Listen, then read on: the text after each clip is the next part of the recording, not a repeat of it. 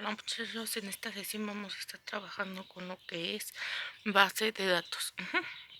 Es un tema muy amplio, pero lo traté de reducir en estas presentaciones, estas diapositivas, y vamos a ver qué es para posteriormente realizar una base de datos, que es su práctica del día de hoy. Bueno, pues vamos a iniciar por saber qué es una base de datos, y no es más que un conjunto de datos que pertenecen a un mismo contexto. ¿Qué quiere decir con que pertenecen a un mismo contexto? Pues que trata y habla de un mismo tema, que están almacenados para dar información al usuario de una manera más ordenada, y más fácil de obtener para lo que es el mismo usuario. Y pues este componente está creado en un componente electrónico digital, por tanto se ha desarrollado y ofrece un amplio rango de soluciones a diferentes problemas que estén manifestados por lo que es el usuario. Bueno, continuamos con lo que es la clasificación de los datos, de la base de los datos, y pues tenemos dos. Vamos a iniciar, que es primero por según la variabilidad de la base de datos que contenga esta. Bueno, y dentro de esta está lo que es la base de datos estadístico y la base de datos dinámicas. Y los estadísticos se refieren, no son a los datos únicamente de lectura. Solamente son datos de lectura que no pueden ser editados, y se utilizan principalmente para almacenar datos históricos, que posteriormente se pueden utilizar para estudiar el comportamiento de un conjunto de estos mismos datos, de esta información. Bueno, continuamos con lo que es la base de datos dinámicos. Y pues esta base de datos es donde la información almacenada se modifica al tiempo. Conforme va pasando el tiempo se va modificando esta base de datos, permitiendo las operaciones como lo es la actualización de los datos o de la información que ésta contenga. Y aquí les puse un ejemplo que la base de datos se utiliza en un sistema de información, en un supermercado, por ejemplo, que se está actualizando en el tiempo respecto a precios, digamos. Bueno, continuamos con lo que es según el contenido, y se divide igual en dos, que es la base de datos bibliotecas. Bueno, como les decía, esto se divide en dos, que es la de base de datos por bibliotecas y la de contexto completo. Y vamos a ver lo que es la primera. Y bueno, pues estas solamente contienen una subrogante. ¿Qué quiere decir esto? Un representante que va a estar al frente de esta información, de este tipo de base de datos, que permite localizarla en un registro típico de una base de datos. Como una biblioteca contiene información sobre el autor, la fecha de la publicación de este libro, la editorial, título, edición. Entonces, pues esta solamente tiene su representante que va a estar dirigiendo estos tipos de datos. Continuamos con lo que son las bases de datos de texto completo. Bueno, y pues estas se caracterizan por almacenar las fuentes primarias. Aquí les menciono un ejemplo, como el contenido de todas las ediciones de una colección de una revista científica, por ejemplo. Entonces, como ustedes saben, hay diferentes tipos de fuentes, como son las primarias, secundarias y demás. Entonces, estas solamente se clasifican por eso, de contexto completo.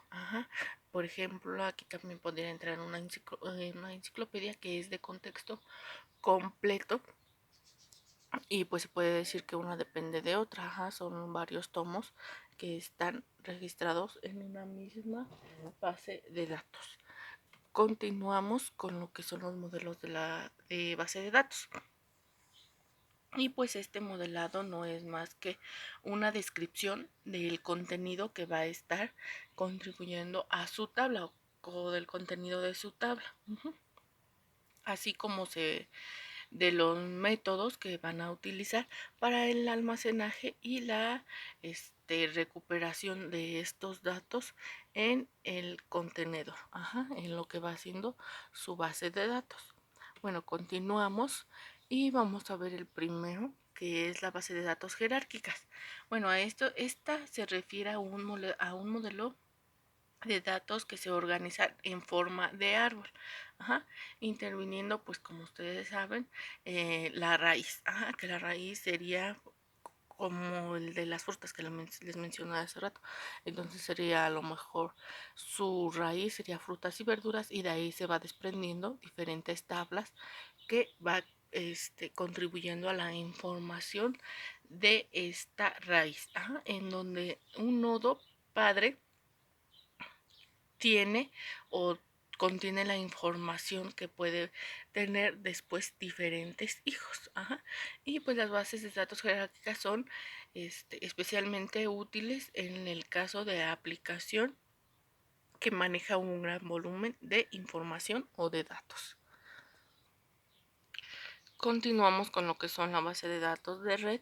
Bueno, y estas bases de datos se caracterizan o realizan un modelo ligeramente distinto a lo que es el jerárquico. Recordemos que el jerárquico va de menos a más. Entonces el jerárquico, a su diferencia, funciona en la modificación de los aspectos de lo que son los nodos. Y permite que un mismo nodo tenga varios padres. Este es así como que de más a menos. ¿Por qué? Porque un mismo nodo puede tener diferentes padres o diferentes líneas, vamos a decirlo así, para llegar a esa misma información, a ese mismo dato. Bueno, y pues fue una gran mejora con respecto al modelo jerárquico, que ya ofrecía una solución eficiente a lo que fue el problema de redundancia de los datos, para que no se duplicaran los datos o tuviese su mismo espacio esta redundancia de datos en una tabla, en una base de datos. Bueno, continuamos con lo que son los bases de datos orientados a objetos. Es una clase de las más populares por su funcionamiento, que solamente trabaja con datos y con objetos, y ya tienen un porqué. Ya están ahí en esa base de datos por para ser reutilizados en un momento. Bueno, pues es un modelo bastante reciente y propio para los modelos informáticos orientados a objetos.